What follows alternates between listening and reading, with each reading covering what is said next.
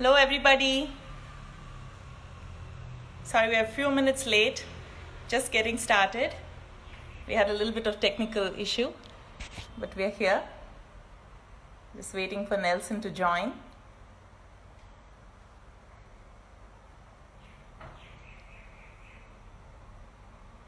Hello, everyone who are just joining in. Welcome. We'll have Nelson here shortly with us.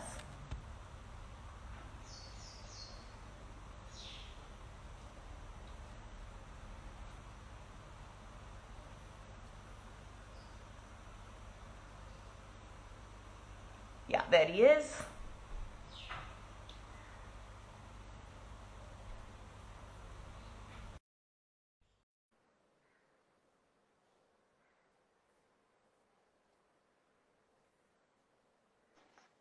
Hi. Hi, Nelson.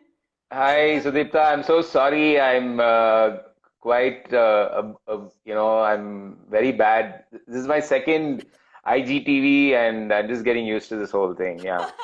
No problem, not at all. I just wanted you to be on the top so that you don't get covered up with the comments, but that's okay. It's fine. Don't worry about it. We're happy to Uh, have yeah, you. I'm happy to be here. Thank you very much. Those of you who are just joining in, Nelson is the founder of SPIF, Suicide Prevention India Foundation. It's a Bangalore-based not-for-profit, and its mission is to reduce suicides. And we're really happy to have someone from the mental health area coming on live with us and talking about all the issues related to it. And yeah, I want to get started with all the questions, Nelson. You know, I have a lot of Sure, sure. questions for you. Yeah. So, Please go ahead, and I'd love to also take questions from whoever's listening to us as well. And yeah, let's try and also, while keeping it informative, and obviously suicide is such a, heavy topic. We'll also try and keep it in a way where we normalize the conversation around suicide. So it is something that we don't necessarily talk about the same way that we not talk about at all, like we talk about death, right? So yeah, right. I'm ready to take on anything. Shoot. Okay. A lot of people are saying hi, hello, and I think you know a lot of these people. Suma is there, and a bunch of other Yeah, people. hey Great, nice Suma. to see all of you here. So first of all, I want you to just say a little bit about SPIF. Like, when did you start it? What is the vision? Just a small intro for our listeners. Yeah, so I started Suicide Prevention India Foundation September 16th, 2017. But I registered the company around that time. Then I started full time on it 2018 March, and I've been doing this full time since then. We Okay. have a very simple focus. We have one suicide every 2 minutes in the country. Okay. Um, for every suicide, there are 25 people who make an attempt to die. There are 100 people who actually are thinking about it actively. So it's a serious, huge issue in the country. And right now, during this whole crisis that is happening, suicide rates have increased. The number of people who are, feeling low, despondent, feeling like everything is, it's not worth living, has increased. And of course, this is spread across both urban and rural, and this is mostly, but there are at-risk populations, including the elderly, the LGBTQI community, young people, housewives, those who are single, especially if they are single and living alone.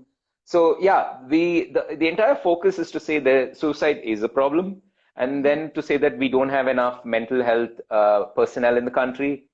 We don't have enough mental health professionals. We don't have enough suicide crisis helplines. We don't have enough hospitals. So what can be done? So we're saying people who are suicidal, 8 out of 10 of them will give out verbal or non-verbal signs. And these signs actually are signs that you can pick up. But the problem is that we are not trained to pick up these signs, and therefore the person who's suicidal could be verbally or non-verbally letting you know that they're thinking about suicide, or that they need help. So we teach you through a training called the Gatekeeper Training, And this gatekeeper training is a WHO recommended suicide prevention strategy. And we teach you how to recognize these signs and to make an intervention and persuade the person to get help and refer them to a mental health professional. So that is what we do. Okay, great. So, how did this idea come to you? I mean, all of us know somebody in our life who has, or neighbors, friends of friends who have attempted. And what triggered you to start this? Start suicide prevention. Yeah, so I lost my best friend to suicide, and he died almost 20 years back, more than 20 years back. And 2 days before he died, he actually called me and he said that he needed help. At this point in time, I fixed an appointment for him with Nimhans because their OPD was only open on a Saturday at that point in time.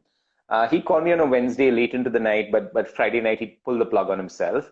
This impacted me and impacted me for many years, and whether I liked it or not, it kind of like was this huge shadow following me throughout my life. And finally, I decided, hey, there must be something that I can do about it. And I was writing an article, and during this time is when I came across this concept of gatekeeper training, which is like first aid for somebody who's suicidal, right? So, in the case of a physical issue, it's immediately recognizable. Suppose you have a cut, you have a burn. So people can see that you're bleeding, the blood is spurting. So you go, you clean, you bandage it, then you kind of like stop the blood flow, then you would take the person to a mental health professional, to a general physician or a hospital. But in the case of something which is related to your mind, you're not really able to see that this person is in need of help. And therefore, we teach you how to do it. So this is a personal thing that affected me. And I don't think, anybody in their right mind will wake up one day and say, oh, I want to do something related to suicide. Because it is scary, because you don't want to be talking to somebody who says, I want to kill myself. It is a scary process. And it's easier to go around, education is easy, healthcare is easy, Swachh Bharat, cleaning up places is easy because you show one photo, it's dirty, another photo, it's clean, everybody's happy, take one photo, Instagram it and leave. You really can't Instagram somebody who's right now going through a suicide crisis. They're not going to come and say, oh, look at me, I'm about to kill myself. And then I come in, I jump in and I say, oh, I can help you. Why don't I help you? Next minute, the person is saying, oh, good, I don't feel like killing myself, right? This is such a taboo subject. Nobody wants to talk about it. It's usually stigmatized. And there is no before or after photograph that we can keep posting, although almost on an everyday basis, I am talking to people who are suicidal, emotionally distressed. I'm helping others who are feeling emotionally distressed or suicidal. And the point being that we all need this training. We all need to be able to help somebody who's suicidal. And if, this whole thing about we worship superheroes, and right now we are saying, general physicians and the frontline staff are superheroes. Well, thank God they're recognizing them as such, but mental health personnel are superheroes themselves because they're saving people's lives on an everyday basis because this is such a serious issue. It's almost the same number as road accidents, right? So it is something that all of us can do, and it is something. And I would say that anybody who becomes a gatekeeper is in a position to save a life is like a superhero. You're literally saving lives, and these people who are helped through a suicide crisis is usually very short-lived, and if you help them through that, most of the time they don't make a second attempt. 7 out of 10 suicide survivors don't make a second attempt. 9 out of 10 suicide survivors, yeah, 9 out of 10 suicide survivors will not go on to die by suicide. So if you help them during this time, you can help them, right? So yeah. So this gatekeeper training, right now, how are you having it? Is it an online course? Is it something that we have to wait for the lockdown to get lifted, or what is it? Great question. So we were doing both online and offline. Somebody just called me Nelson Baba. I don't know who that is. Like I'm giving some kind of gyan. This is my biggest problem. I always never ever wanted to be like preachy and looked at like as a God man. I have this. I'm just like, guys, just do this and get on with it and go save lives. So, okay. So here's the thing. We have online training which is self-paced. So you can go sign on for an online training which is 1 hour. It's self-paced. You go through all the video tutorials. You go through all the content. And then there's a test at the end of it, which is a pretty simple test. You finish the test, you get certified, you download the certificate, and you can download a suicide prevention manual. We also are conducting webinars right now. So if you're an organization, if you have a 10 or 20 people or 40 or 50 people, and you want them all to come together, we have a 2-hour webinar where I do this live. So there's a presentation, and you can ask questions, the moderator will pose them to me, and at the end of it, you're through and you can be Gatekeeper certified. Right now, we are offering the webinar online, and this we conduct through Zoom. Post that, we're also giving you the 1-hour online training for free, because it's an opportunity for you to learn by yourself, take the test so you know that you know everything that you're supposed to do, and then post that you can download the certificate, because at the end of it, everybody appreciates that they get a certificate for something that they've done. So we have it available. How does one approach you for this webinar? Is it through the spif.in? Yeah, they can go directly to the website, and they can write to us directly at info@spif.in. Or I'll share the details, and you can, tell your subscribers. Post it on our story. Yeah. Yes, absolutely. Yes. Okay, yeah. And for those who are joining in, I'm seeing people who are just coming in. So this training is for anybody. You do not need to be a psychologist or have any particular kind of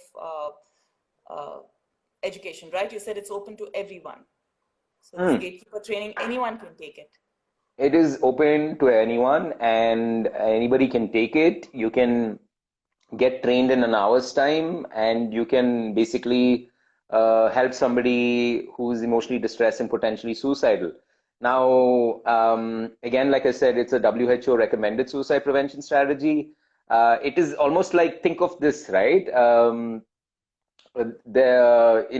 Prehistoric times, everybody is scared of fire, and you don't know how to wield fire, but then you really learn how to use fire. And now really, we're not scared when somebody switches on the gas, but it's the same thing, except that you don't know how to do it. But once you learn how to do it, it's almost like magic, because you're like, wow. So I reached out to someone who's featured on Humans of Bombay. Her name was Ria Rigo. She lost her friend to suicide. She spent the whole day with a friend, and then her friend went home and killed herself. And then she spoke about this experience on Humans of Bombay. I reached out to Ria Rigo and said, why don't you become a gatekeeper? She had her exams going, and she said, I will become a gatekeeper later. I sent her the login credentials. And then a few days later, she reached out to me and she said, listen, one of my friends read my story and now is telling me that they are suicidal. Why don't you talk to this person? And she was quite agitated. And this was on a Sunday, and I think I was out at a brunch with friends drinking. So I was in really no mood to talk to somebody who's suicidal. So I told her, listen, why don't you just tell this person this? And I gave her 10 or 15 things to tell and to ask. And then I said, post this. If you still want me to talk to this person, then I'm going to give them a call. I'm open to speaking to them. So that's all she did. So she said, what's going on? How are you doing? Can you tell me how you're feeling? I'm here for you. I care about you. I'm concerned about you. Your life is worth living. And then she really listened. She did all the things I told her to do. And then she came back and she said, oh, my friend is much better. You don't need to talk to him. He's feeling much better. Thank you for everything that you did. So I actually communicated. There was literally a 5-minute job where this person went from not knowing what to do and very agitated to actually making an intervention, right? So it's as simple as that. So that's what I want to say. But remember, the Gatekeeper training is an intervention to help somebody who's suicidal. But at the end of the intervention, it's a process where you question, you either directly or indirectly, to find out whether the person is suicidal. You display care and concern, and you're compassionate. You build a connect with them. You let them know that their life is worth living, because they are actually feeling like life is a burden. Nobody cares. Nobody is going to help, and there is no hope. So it is basically, a feeling of being helpless, hopeless, and worthless. Your job is to give them the support at that point. and then persuade them to get help, and then refer them to a mental health professional. So gatekeeper will essentially recognize signs, intervene, and then open the gate for the person to get help from a mental health professional. You don't counsel, you don't fix the problem. Yeah, So I you think don't, that's very yeah. important because I think many people are, worried about doing this program because they feel that they have to be in that situation of counseling, or it's just that you are making the connection between the mental health professional and the person that you're trying to help. You're just getting them to meet and, Yeah. start that. Yeah, great. Somebody says life is beautiful. It indeed is. I'm just going to scroll through and see if there are any questions. I know there was one. There was something about addiction to devices. I will get to that a little bit later. I want to, complete this conversation about SPIF. Yeah. What has the response been so far, and how many gatekeepers have you trained? Yeah, so the response has been, I would say, in the past month has been very high. And I'm guessing the reason why is because of the fact that now everybody is suddenly talking about mental health. Because everybody realizes that locked up, we are all anxious, we're depressed, and the uncertainty, there's a sense of loss, there's a grieving over the fact that our previous lives are no longer available to us, and so on. So there's been a lot of, and plus people are sitting at home, so they want to sit and do a training. So in fact, I just did a training today between 11 and 1 where I did a training for 72 mental health professionals who are manning a helpline for those who are currently going through a crisis. So it's a free helpline. They have, I think, 400 plus mental health professionals available. You can call anytime. I'm not sure whether it's 24/7, but they have it in different languages. So I trained 72 today. Yesterday I trained about 40 odd, and I'm doing another training tomorrow. Last week I did another training again for this organization called Volunteers for a Cause. Okay. Again, that was close to 78 of them. So there's a lot of response, and almost every day we have. Yeah. So till now we've trained over 2,000, or we've had 2,000 signups, because some of them sign up and we're not, we don't follow up to see whether they've completed it. So the training and the signups are 2,000 plus, but I do see that the numbers going up considerably, especially because there's this huge problem. Yeah. So a couple of other things that I wanted to ask you. I know you can't go through everything, but can you highlight one sign that people show, if they're planning to attempt, and one myth? So I want you to first talk about one sign that somebody may exhibit that they're trying to attempt, or thinking of attempting, or planning. Okay, so why don't I do 3 signs and 1 myth? Because signs I can't. So let me start off with the most important sign is watching out for a change in behavior, a change in any way, a change in physical, the way their behavior, their physical appearance is changing, or you see that maybe they were earlier talking a lot, now they're talking very little, or earlier they were talking very little and now they're talking a lot. So any change that you see which is out of the ordinary for that person, I would say is something. Secondly, if they are talking about, I would say, death, if they're obsessing over it, either directly or indirectly saying, life is a burden, or I wish I could sleep and not wake up anymore, or even telling you directly that I wish I wasn't alive, I wish I could kill myself. Thirdly, watch out for them being socially withdrawn, not taking joy and pleasure in things that they earlier would take joy and pleasure in, and low moods consistently. Also watch out for them sleeping too much or sleeping too little. Yeah. And one myth that talking to somebody about suicide will make them suicidal. That's a huge myth. talking to anybody about suicide is not going to make them suicidal. In fact, it will make them relieved, and they will actually be happy to be talking about it. Yeah, it's a very taboo subject. And yeah, I've heard that a lot actually, that don't mention it, then you are going to give them ideas. This is terrible because I was talking to somebody, this elderly person, and she was telling me that back in, sometime back, that they were afraid to say the word cancer because they thought if they said the word cancer that they would get it. So they would avoid the word cancer and use the words, they would say the C word, the C word. So which is so odd. It's just like all those myths about, periods. And right now, we have this thing where everybody, Akshay Kumar has become Padman. And, we have people making movies about it. So the stigma needs to be removed. And I'm really happy that EKA has decided to talk about it. Even now, I remember most organizations we approach will be like, can you do something related to stress? Like everybody wants to say stress, stress, but the whole point is that, yeah, we need to talk about suicide as well. But I understand it's still a stigma, but I'm glad that more and more people are open to talking about it. Yeah. So it is really a very important issue. You gave the stats in the beginning of our conversation. So it is really important that we bring it into our regular conversation and not make it a taboo.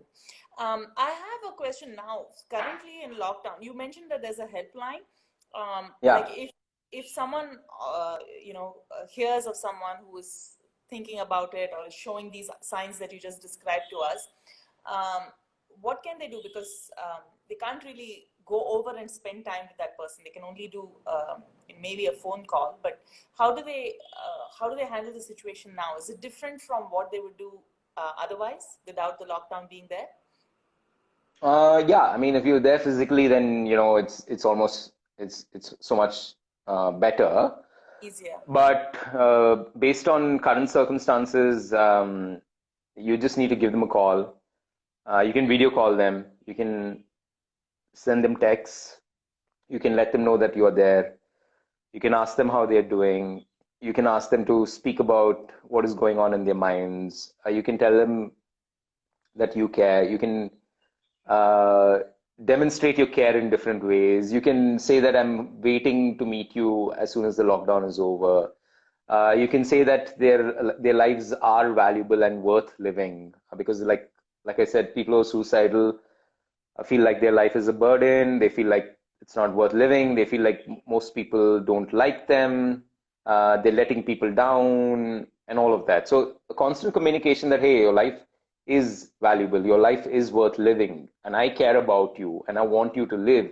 And also to let them know that things will improve and they will improve with help. You can also fix an appointment for them right now, a tele consultation with a psychiatrist in case they need to be an evaluation, because in 60% of completed suicides there's usually a mental illness involved. This is undiagnosed and untreated. So if they can meet with a psychiatrist even through a teleconsultation, it would help. Okay. However, if the person that you're dealing with is severely emotionally distressed, and what do I mean by that is that they are now having trouble sleeping. They haven't slept for 48 to 72 hours. Maybe they are abusing alcohol. Maybe they're telling you that they want to kill themselves. They're completely withdrawn, and watch out for all those signs. If they mention that, they want to end it all, they're saying, I wish I'd written a will, or they're very agitated, emotionally agitated. It's important that they are taken to a clinic or a hospital immediately because they might need emergency psychiatric care. And in these cases, it is important to get help immediately. Okay. So at least in Bangalore, there are many hospitals available. There are still cabs that can take them there. I would recommend a cab rather than an ambulance, because ambulance comes with its own stigma and sometimes it scares people and distresses them more than it should be. Because let's just say you have Good tip. you have a psychological you're psychologically distressed, emotionally distressed, and you need help, and you send an ambulance, and everybody's like, oh, this person has COVID, and now you're dealing with stigma from COVID, and also the rest of it. So yeah, that's what you can do. Also, this is not just your job. In case somebody reaches out to you and says, hey, I'm feeling pretty low and I want to kill myself, enroll other people, find out whether they have a sibling, find out whether their parents are around, maybe they're living alone, find out whether there's somebody else in the building that they're in touch with. So recently, a friend of mine reached out, and her friend was suicidal because she's separated from the husband. She has two children, but the children are on summer vacation with the husband in Bombay, and she's been feeling low for a really long time. Her support system has crumbled, and her because of the lockdown and the social isolation, her depression has deepened, and she's feeling suicidal. Then the friend found out that she has another friend, or she just made a quarantine friend during this time who's also single, who's also living alone, and they kind of like talk to each other. So enrolling that other friend, enrolling the husband into calling, video calling the children, finding other people to talk to, finding other friends who can reach out, enroll more people. You don't have to be the only one who's being the primary caregiver. Yeah. Okay, thank you. Those are really good points. So we have a couple of questions from the audience. So this one says, what are the common life circumstances? Well, I want to take the first one first. How can we build resilience in children that this can never come into their lives, or how can we inform them, or how can we strengthen them mentally? Yeah, so the most important thing is emotional support. They need an environment in the house which is which does not have agitation, domestic violence, emotional abuse, physical abuse, sexual abuse. Providing them with the emotional love and support, very important. Uh, and making sure that they have the basic requirements related to their psychological and emotional needs. Very important. Also, Can you elaborate a little bit on that? the fact that how you communicate with them is with compassion, with kindness, with care, with empathy, with love, with the positive feelings, rather than uh, you know making them feel like maybe there is that your love is only maybe conditional. It's conditional on you performing this way, or uh, creating a safe space in the house where they're allowed to speak their mind, rather than they're cut short, or they are verbally abused. They're not allowed to express themselves. Teaching children about emotions and feelings, making them understand that it's okay not to be okay. It's okay to feel low, that feeling low is part of being human. And what is the difference between being upset, agitated, anxious, angry, frustrated, just labeling these emotions. How are you feeling right now? So suppose a lot of children find it difficult to express how they're feeling. So they will either cry, or they will get angry and maybe throw things. It's important to to calm them down, and maybe talk to them and say what is it that happened that upset you. Let them process what happened, and process this post event as well, right? And try to understand what is happening. Like I said, understanding emotions, labeling, developing an emotional vocabulary to say, I am feeling disgruntled right now because of the action that you did, which led me to feel this way. And this is how I'm feeling about it.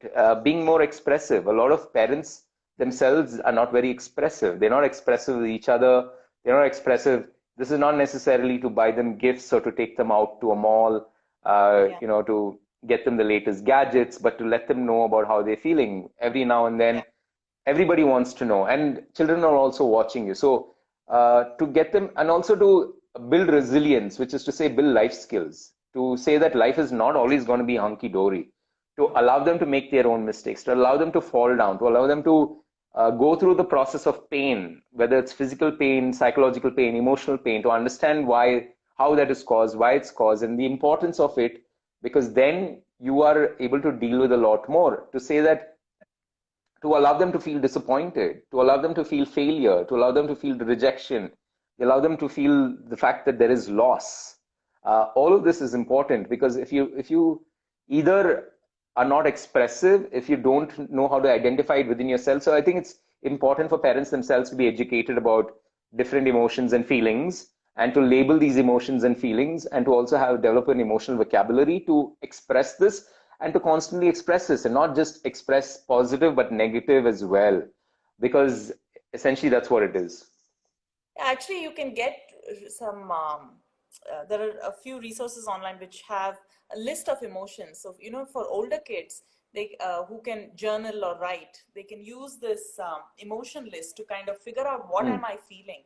Because, Hmm. like you said, we are not really used to pinpointing what we feel. We know it's positive or negative, but don't really know how to, describe it completely. And there are a list of, like, I think 50 or 60 words, and it's really nice. It's good to kind of figure out. I think any child above the age of 9 can use it to figure out what they're feeling. There Yeah, was one more question about great triggers. point. Hmm. uh, what are the common life circumstances that lead to this? So we kind of spoke a little bit about the family, how we can support them, and that, any kind of physical abuse, emotional abuse, sexual abuse can lead. But what are the other circumstances in life that can lead to some mental Are we talking about children, or are we talking about adults right now? Are we talking about both? Priyanka, what did you want? It's a question from Priyanka. I assume it's because it's the children, because her first question is about children. Well, Huh. meanwhile, before Life circumstances. Let me answer both, right? So, yeah, as a kid, if you feel abandoned, if you feel unloved, if you have been rejected, if um, you're not given enough attention, I think she's saying adults, so I'll get back to her. If you're being bullied, if uh, if you've been abused, uh, if you have trouble with your gender and sexuality, um, if you're being judged, and you're being shamed, all of this can have a huge effect on you. So other life circumstances, especially for children, I would say it's related to uh, going from being a preteen to being a teen, adolescence, all of that, very difficult times. Uh, Body shaming, body image, especially with Instagram, all these filters. So yeah. everybody, wants to be perfect. So all of this plays a huge role. So coming back to adults, uh, I- for adults, it is change. Any change is very difficult for anybody. The change can be going from a school to a college. The change can be going from a college to a place of work. The change can be going from college to a new place of work in a new city. The change can be working in a new place with new colleagues. There are different changes. So all of this is important. That changes are very, very tough.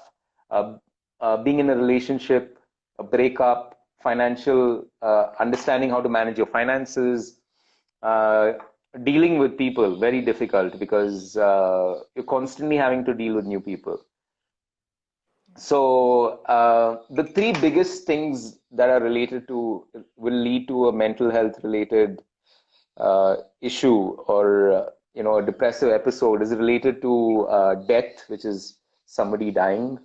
It could even be a death of a relationship, or right now we are feeling the death of our old lives, our regular normal lives, and it's like a death. Secondly, debt meaning financial difficulty. Thirdly, it's divorce or breakup of a relationship.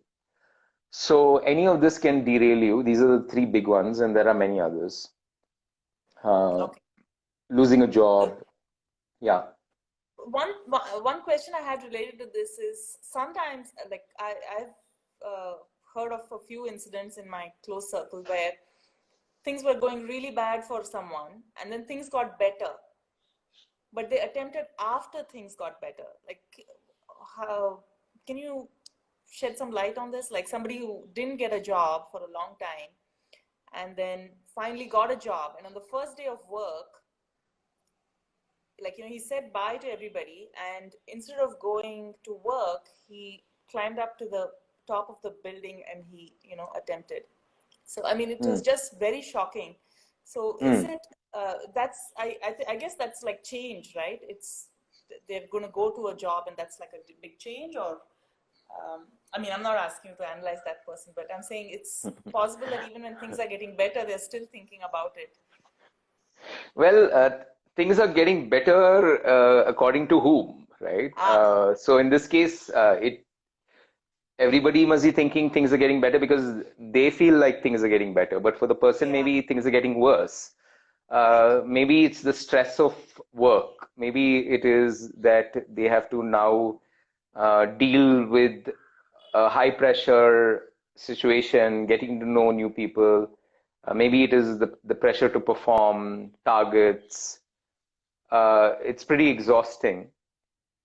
Also, the reason many people make an attempt to die and many people die is actually not a single reason. Like you're saying, they were not okay, then they got a job. On the first day before going to work, they decided to kill themselves. There are many factors for suicide, many causes, and in 60% of cases, it is an underlying mental health issue which has been undiagnosed. So it's possible that this person, whoever it is, who made an attempt to die, could have had other things going on. Not necessarily that, they didn't have a job, they have a job. It's very simplistic to just put two and two together, but there's a lot that is going on. So it'll always be like saying, this person was like this, and then this person was like that, and then this happened, because you don't know. Maybe they were having marital issues. Maybe the person was not married, but maybe they had another relationship issue. Maybe there was a gambling debt. Do we know that? Maybe it was a porn addiction.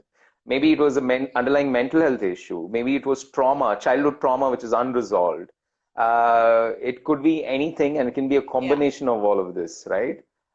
So we really don't know unless you do what is called a psychological autopsy, that you go post a suicide and find out why it happened. And in India, we don't do that. All we do is saying, this person died because of that.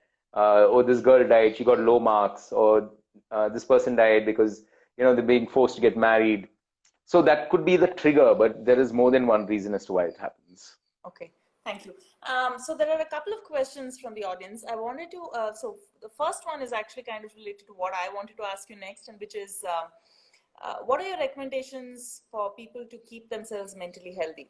The question from the audience is, whatever the situation, tell us immediate relief from that, and if it occurs again, how to recover.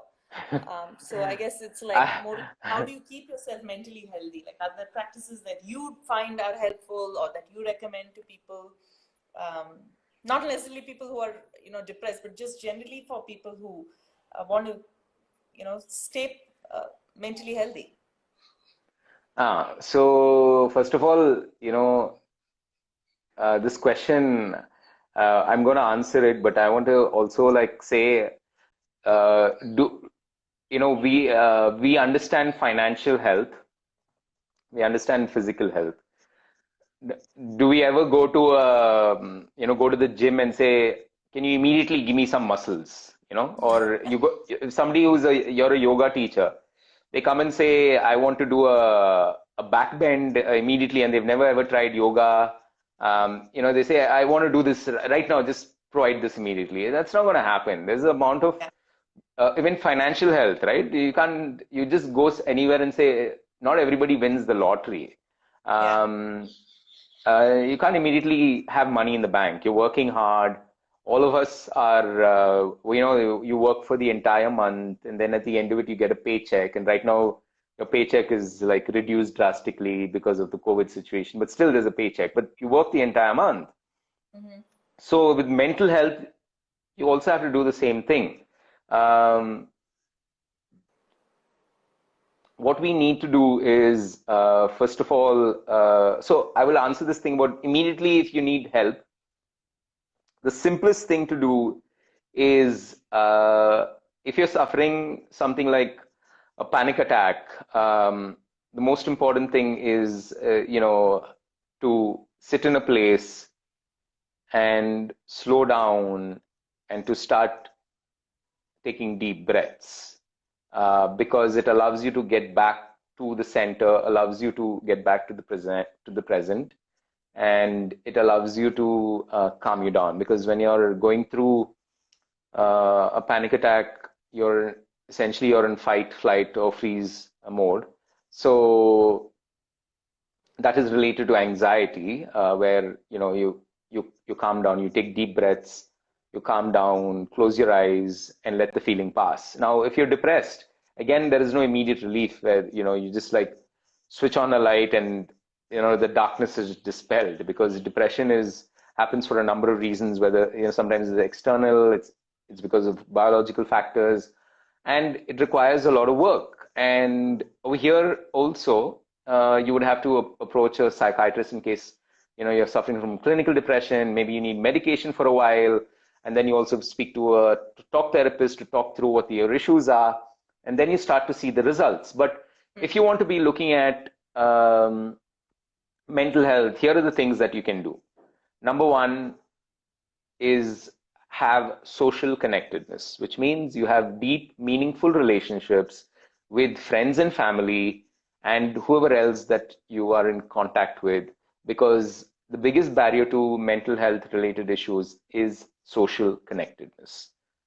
Having somebody to talk to, having a support system, having somebody who's got your back, uh, being able to do things together, having a sense of we are all in this together, right? A sense of community is very important. Secondly, doing the basics right. Healthy, nutritious food, a balanced diet, 8 hours of sleep, taking time off every day for yourself where you're not doing anything related to work, having boundaries where you finish work and then you have time for yourself to do other things, using weekends appropriately, where you're not necessarily doing the same things that you do during the week. So find things to do which are fun, meaningful. Have a purpose in life which is bigger than your work, because everybody right now is suddenly realized uh, they've lost all sense of control, and they're sitting at home and their minds are like saying, oh, what is happening, what is happening. And we are feeling agitated not only because of the fact that there is so much uncertainty and doubt, or the fact that we might lose our jobs, but also because we're not used to this thing about saying, what is our purpose? What is the meaning of life? And so on and so forth. But just having this and being more aware of what is happening is important. You can also build by developing emotional resilience, which is the ability to bounce back. And for that, you can undergo courses learning about emotions, learning about feelings, understanding why you feel a certain way, understanding your own triggers as to why things happen, why, and perhaps going and doing therapy to fix things, maybe past traumas. If you don't fix past traumas, how are you going to fix it, right? So if you, and also avoiding factors which disturb you. So if you're in a toxic relationship, you're in a toxic work environment, if you have a partner who's troubling you, it's important that you address it. And if it's not working out, that you make the decision to move on. Mental health is not necessarily something that you work on when things go wrong. It's important that you work on these things when things are going right. Correct. And once you do that, it's the same thing as financial health, that you have money in the bank. It's the same as physical health, that you build strength when you require it. So immunity, everybody's saying immunity, immunity. It's important now. Now that this COVID situation has arisen, we're suddenly realizing that our immunity is so important because we can fight it. The same way with the mental related things, that in case all of us will go through a period when there will be a time when we face a crisis. This crisis can be related to losing a loved one. All of us are going to lose somebody that we love at some point. that can strike a really big blow. We need to get used to this, and we need to deal with it this way. Yeah. Okay. There's another question Exercise. from. I forgot exercise. Very important. Mental health. Do any kind of exercise will make you feel much, much, much better. Run, do yoga, meditate, find what you love doing, do gardening, have a pet, get outdoors, So nature, a take a hobby. break, all of You that. can Yeah. Yeah. develop a hobby in addition to keeping your physical health, keeping your um, Yeah. A hobby yeah. is really, really important. Yes. Yeah. So yeah, even I find that yoga and stillness practices, like breath work, you said take a few deep breaths. That it really changes things so quickly. It's just a matter of, I was listening to somebody talking about emotional eating also. The strategy she was saying is take 3 breaths before you actually put the food in your mouth, and you may change your mind just in 3 breaths. Yeah. Yeah, that So sounds like a great tip. I'm going to try that. Lavanya asks, do you have any courses for basic psychology and counseling apart from suicide prevention through the Gatekeeper course? Or can you recommend any other places where people can take it? Because I don't know if you offer these. Yeah, I would recommend this course, which is currently available free of cost. It's available on Coursera. If you Okay. look for psychological first aid, Okay. you'll find it. It's given by Johns Hopkins University, and it's a 7-hour course, and it's available for free unless you want a certificate. Then, in which case, you need to pay for it. But otherwise, it's free. Go Okay. to Coursera, just search. You'll find plenty of free courses right now.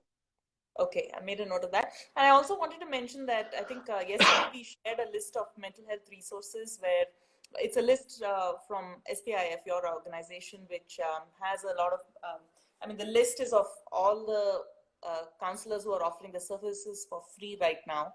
So Mm-hmm. if anyone wants to reach out, you can reach out to anybody on that list. Um, right? You have the Yeah, SPIF yeah, list. absolutely. Yeah. So Yeah, please look at our post from yesterday if you want to take a look at that. yeah. Okay. Any other questions from? We didn't get to the one about addiction to mobiles. Okay. The addiction to mobiles, it's a huge problem. So currently, the entire world is suffering from increase in depression, anxiety, self-harm, and suicides. And there were some studies which were done, and they found that the increase in anxiety, depression, and suicides, especially among young people, started increasing at the same time that smartphone usage started increasing. Okay. How is this a problem? Now you'll think that, oh my God, I'm on the smartphone. Why is it affecting everything, right? The point is, we are more digitally connected and socially isolated. And I mentioned social connectedness as the most important barrier to developing a mental health issue. Um, and these digital connections are mostly very uh, ephemeral. They're not permanent and they disappear. And also the problem is that we're becoming so used to social media that we Instagram is about instant gratification and looking absolutely fantastic, and that your life is perfect, right? We only post things where we are in vacationing somewhere, or we are wearing something really nice, or somebody is with a finisher medal saying I just finished or whatever. It's important to post other things also. So social media is, and especially Instagram, is really terrible. So why is mobile addiction? So what happens is there is this is something called nomophobia, Mm-hmm. and it's actually, I think, the WHO lists it uh, as a mental health related issue, if I'm not mistaken. But this addiction can lead to a lot of problems. So the phone is replacing us actually going out and connecting with the rest of the world. also what happens is that because of these, um, every time your phone pings saying you have a Message. notification, your brain actually is delivering a dopamine hit. So every time the notification hits, your brain is releasing a chemical dopamine hit, and then you feel good. Every time you get a like on Instagram, every time it, so now this is basically your drug. So this is your pharmacy, and every time you're coming here and saying, give me the good stuff, give me the good stuff. But the problem is that we're constantly on. So we're not getting enough of sleep. Lack of sleep will lead to all kinds of problems, cognitive and psychological and emotional. So if we are constantly on, then we are not off, and we're not taking time. And also our attention, there's an attention deficit because of the mobile device, because we are constantly multitasking, swiping, moving on. So we're not really in the moment and being present and being grounded. So that becomes an issue as well. So all of this combined is leading to this situation which I described. Also, um, with regard to more screen time means less me time, less time with others, and that can affect Yeah. us as well. So there are a lot of factors related to that. Okay. Great. So, Nelson, we are actually coming up to close to an hour. So generally Instagram cuts you off after that. So I don't want to cut it too fine. Is there anything else that you want to talk about related to SPI, or anything else in general about mental health that we haven't already covered that you want to Okay. highlight? So I would say pay special attention to your mental health. There is no physical health without mental health. And just doing simple things like, there's this concept of physical hygiene, which is to say that you wake up, you brush your teeth, then you have a shower, then you wear on something which is clean, then you eat food, you exercise. That's the concept of physical hygiene. The same with emotional hygiene. It is important to keep developing it on a daily basis. So think about it as every interaction that we have, every person that we meet, everything that is happening to us leaves behind residue in our brains. And think about it as like taking a brush and cleaning it, or flossing your brain, because all of these experiences are gathering in your brain. And some of these are, when they get stuck in between grooves of your teeth, they stink, and we floss and we take it out. It's the same thing. Your brain is collecting all of this, and if you don't clean it every time, so it's important to do things like waking up in the morning and feeling grateful. It's important to not to hold a grudge and to forgive others. And now you're thinking, oh, why should I forgive somebody? Or but this concept is so noble. But no, it's the same thing. It's like saying, think about it as some dirt stuck in your teeth. What do? You brush, you floss, you get it out. Now the same thing in the grooves in your brain that's stuck and it's stinking, and it's not allowing you to move on. If you want to feel fresh, if you want to be in the moment, if you want to perform at the highest level, your brain needs to be functioning at that level as well. So your body is the hardware, your brain is the software, and sometimes there are a lot of viruses that attack it, and your functioning becomes slow. We're not aware of it, and we are dragging ourselves and saying, oh, I will keep going. But no, it's important. There are three kinds of care. There's self-care, which I mentioned, take care of your mental health. There's community care, about how do you seek help from friends and family, how to express Yeah. how do you want help, as well as helping others. And the final is clinician care or specialized care. There is a lot of stigma about seeking help, but it's important to seek that help, right? Because Yeah. sometimes we could help ourselves to a certain extent, get help from others to a certain extent, but eventually, um, let's assume you have a cavity in your teeth and it becomes worse. Now, you need to visit a dentist. There's a root canal. They fix it. You feel so much better. So the same with your brain. Sometimes you need that help and you need specialized, you need to go and get it. So, a happy mind in a healthy body means that, you're living a life of emotional well-being, and whatever it is, every aspect of your life, whether it's related to your relationships, your money, your professional life, your personal life, your religious life, all of it is important. I forgot to mention that any form of spirituality, any form of religion is a big barrier against having mental health related issues. So social connectedness, all those things that, I think our parents told us about saying, go and pray and go and meditate, or, let's go visit our relatives and so on. All of these are important. And especially in today's day and age where everything has become very transactional, where you're meeting somebody saying, what is it that they can give me? What can I get? Yeah. It's important to break that down and to say, how can we make genuine human connections? For a lot of people who are, slightly older, which is, because it's easier to make friends, when you're young, the best way to make a friend is to share your life experience and to be vulnerable, emotionally vulnerable. Let them know that this is what's going on with me right now and I'm feeling shitty, rather than all the time projecting that life is hunky dory and I've got, Yeah. I'm top of the world. Yeah.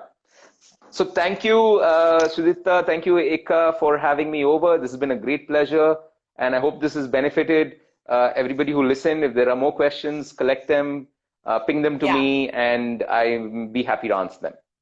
Thank you so much, Nelson. This was a very informative session and so much of information, so many tips. It was very helpful. And actually, there are a lot of comments also saying that, it was, the responses were really good, helpful. And we're really happy that you started the mental health, conversation with us. Is this being Hope to recorded? Can have I you take a again. screenshot or something? Because I've been told that I need to kind of like record everything that I'm doing, and I miss out. Okay. No, Oh, no, we, great. I we will think. be recording this. If you want, I can send you the Okay. video of it. So you have Okay, a please, plugin to please do. get it. Okay, Great. great. Thank you Thanks, my so much. pleasure. Bye, Sudipta. Have a nice Saturday evening. Enjoy your Sunday. You too. Yeah. Bye. Bye, everybody. Wish you Bye. all a very good, happy weekend. Bye. Yeah, bye. Take care.